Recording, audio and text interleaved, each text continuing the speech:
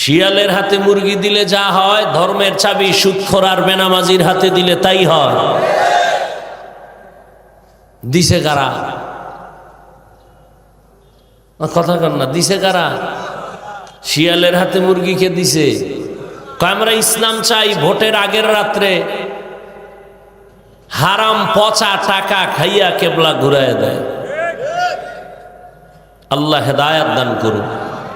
যত মাস্তানি করেন, এ জমিন আল্লাহর, আসমান আল্লাহর, পানি পান করতেছেন আল্লাহর দেওয়া, আপনার বাবার না দাদার না।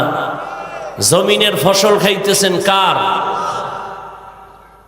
গাছের ফল খাইতেছেন কার? সূর্য কার? আপনার দাদার কথায় চলে, নেতার কথায় চলে। বৃষ্টি আসে কে দেয়? আপনি ঘুমায় গেছেন মরা, ঘুমের মানুষ।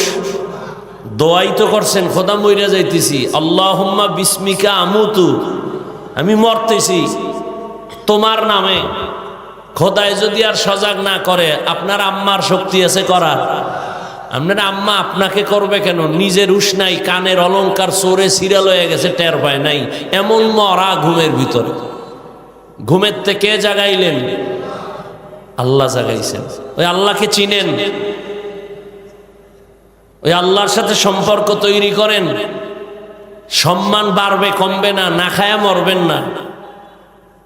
আমরা আল্লাহর মোহব্বত নিয়ে যারা চলি, টুপি পরি, দাড়ি রাখছি, নামাজ পড়ি, আমরা না খায়া মরে গেছি।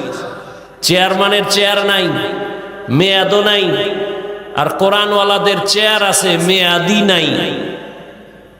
আমগো চেয়ারের কোনো মেয়াদ আছে? একদল কান্দে সব হারাইলাম, আর একদল কান্দে সব পাইয়াও পাইতেছি না। কিন্তু কোরআনওয়ালাদের কোনো টেনশন নেই। আছে কোনো টেনশন?